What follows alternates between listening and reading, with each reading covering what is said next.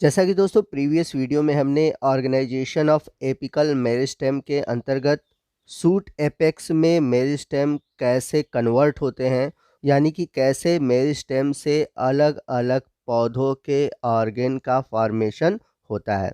तो इसके लिए हमने दो थ्योरी पढ़ा। पहला था एपिकल सेल थ्योरी और दूसरा था हिस्टोजन थ्योरी।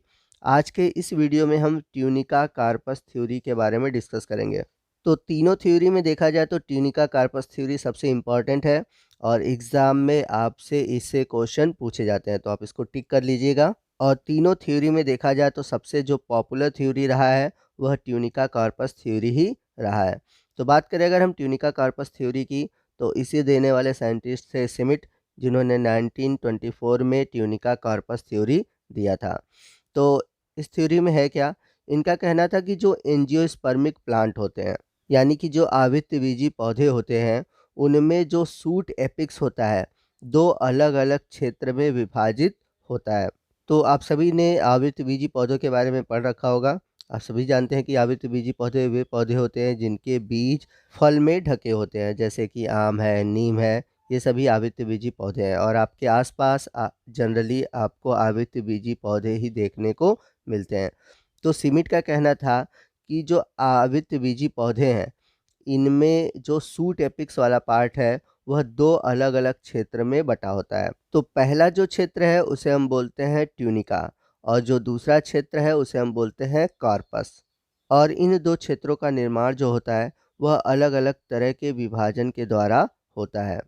तो यहाँ पर मैं आपको बता दूं कि ये विभाजन दो तरह के होते हैं। एक होता है पेरिकाइनल डिवीज़न और दूसरा होता है एंटीक्लाइनल डिवीज़न।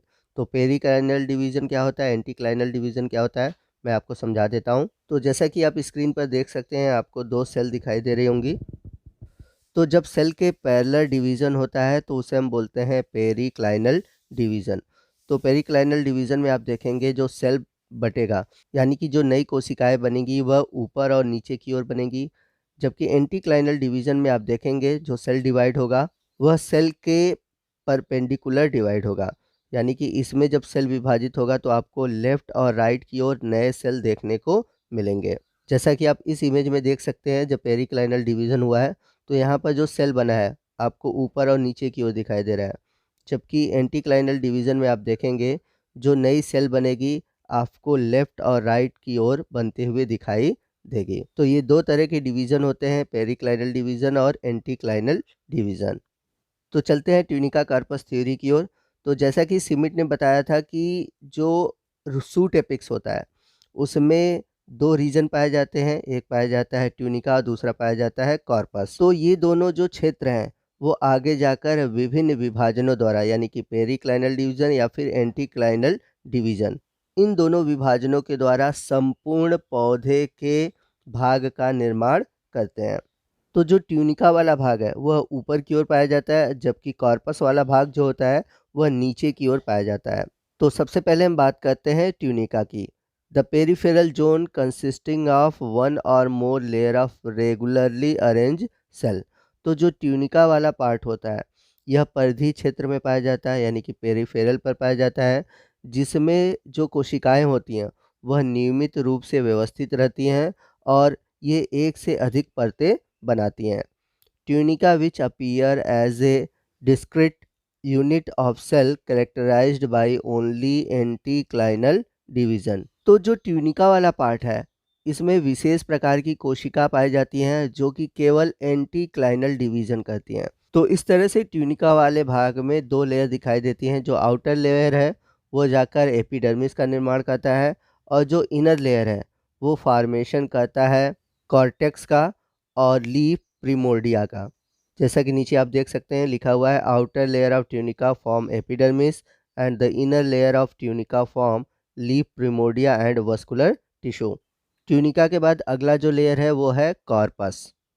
तो यहाँ पर आप एक बार फिर से देख लीजिए, ये जो लेयर है यानी कि आपका सिंगल या डबल लेयर बनाता है ऊपर की ओर, और वो लेयर क्या होता है, ट्यूनिका होता है, ट्यूनिका की लेयर होती है। अब इसके बाद जो लेयर आएगी, यानी कि जो अंदर की तरफ जो लेयर होगी वो होगी कॉर्पस की। तो अंदर की तरफ जो लेयर होगी हम उसे क्या कहेंगे, उसे कहेंगे कॉर्पस। तो यहाँ पर आप देख सकते हैं ऊपर की ओर लिखा है inner core of cell surrounding by tunica, यानी कि जो कोशिकाओं की जो इनर कोर होती है वो ट्यूनिका से घिरी होती है। नीचे लिखा हुआ है cell of corpus divides in various planes and increase cellular mass. तो जो कॉर्पस सेल होते हैं, ठीक है, वह विभिन्न तलों में विभाजित होती हैं, यानी कि अलग अलग तल में इनका जो विभाजन होता है वो अलग अलग होता है। और इनकी जो कोशिकाएं होती हैं वो अपना सेलुलर मास यानी कि अपने द्रव्यमान में वृद्धि करती हैं, यानी कि इनमें जो सेल होती हैं वो अपने साइज को धीरे धीरे बड़ा करती हैं। Majority of angiosperm shoot apex exhibit tunica consisting of 2 layer of cells and corpus. तो मैक्सिमम एंजियोस्पर्म में आप देखेंगे जो शूट एपिक्स है उसमें ट्यूनिका की 2 लेयर पाई जाती है और उसके नीचे कॉर्पस की लेयर देखने को मिलती है। Researcher designate the layer as L1, L2 and L3 to denote respectively outer layer of tunica, inner layer of tunica and corpus. तो रिसर्चर इन्हें किस तरह से प्रदर्शित करते हैं? इन्हें प्रदर्शित करते हैं L1, L2 और L3 से। तो L1 और L2 ये आउटर लेयर बनाते हैं ट्यूनिका का और जो L3 है वो इनर लेयर बनाता है कॉर्पस का, जैसा कि नीचे आप फिगर में देख सकते हैं। तो आइए मैं आपको एनिमेशन के थ्रू समझाता हूँ। जो सबसे ऊपरी लेयर है यानी कि जो L1 है जिसमें कि एंटीक्लाइनल सेल डिवीज़न होता है। तो जो L1 है यानी कि जो लेयर L1 है यह फॉर्मेशन करता है एपिडर्मिस का। अगला लेयर है लेयर 2 यानी कि L2, इसमें भी आपको एंटीक्लाइनल सेल डिवीज़न देखने को मिलेगा। L2 के बाद है L3 यानी कि लेयर 3। तो ये जो भाग है ये इंटरनल पार्ट बनाता है और इनमें आपको दोनों तरह के डिवीज़न देखने को मिलते हैं, यानी कि एंटीक्लाइनल डिवीज़न और पेरिक्लाइनल डिवीज़न। तो आइए देखते हैं कि कॉर्पस से कौन कौन सी लेयर बनती है। तो जैसा कि मैंने बताया कि जो आउटर लेयर है ट्यूनिका की वो बनाती है एपिडर्मिस, तो जो कॉर्पस वाला भाग है वो बनाता है इनर लेयर। अब एपिडर्मिस के बाद इनर लेयर कौन सा आता है? कॉर्टेक्स, यानी कि कॉर्पस के थ्रू बनता है कॉर्टेक्स। कॉर्टेक्स के बाद लेयर आती है पेरीसाइकिल की, यानी कि पेरीसाइकिल का भी निर्माण करता है। पेरीसाइकिल के बाद आता है वस्कुलर बंडल, वस्कुलर बंडल का निर्माण करता है। और वस्कुलर बंडल के बाद आता है पित्त, यानी कि पित्त का निर्माण करता है। तो ये जो चारों पार्ट हैं ये फॉर्मेशन होते हैं कॉर्पस के थ्रू। यहाँ पर मैं कुछ आपको टर्मिनोलॉजी बता देता हूँ जो आपको याद करना ज़रूरी है क्योंकि इनसे भी क्वेश्चन पूछे जाते हैं। तो पेरीसाइकिल, पित्त और वस्कुलर बंडल, इन तीनों को अगर एक साथ लेते हैं तो बोलते हैं स्टील। याद रखिएगा, इन तीनों को एक साथ क्या बोलते हैं? स्टील। अब यदि कॉर्टेक्स, पेरीसाइकिल और पित्त इन तीनों को एक साथ लेते हैं तो उन्हें हम बोलते हैं ग्राउंड टिश्यू। तो इस बात को हम इस प्रकार भी कह सकते हैं कि जो इनर कॉर्पस है वो फॉर्मेशन करता है ग्राउंड टिश्यू का और वस्कुलर बंडल का, क्योंकि आप देखेंगे ग्राउंड टिश्यू के अंतर्गत आ रहा है कॉर्टेक्स, पेरीसाइकिल और पित्त, और जो बचा हुआ फोर्थ पार्ट है वो है वस्कुलर बंडल। तो आइए इन थ्योरी से जुड़े हुए कुछ क्वेश्चन को सॉल्व करते हैं।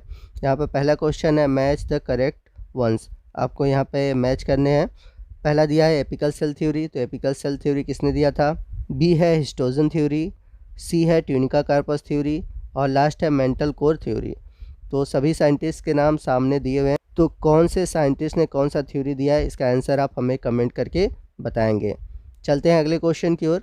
अगला क्वेश्चन है स्टील इज़ फॉर्म्ड बाय, यानी कि आपको बताना है कि जो स्टील है इन तीनों में से किससे बनेगा? डर्मेटोजन से बनेगा, पेरिब्लेम से बनेगा या फिर प्लीरोम से बनेगा, या इन तीनों में से किसी से नहीं बनेगा? तो ये क्वेश्चन है हिस्टोजन थ्योरी का।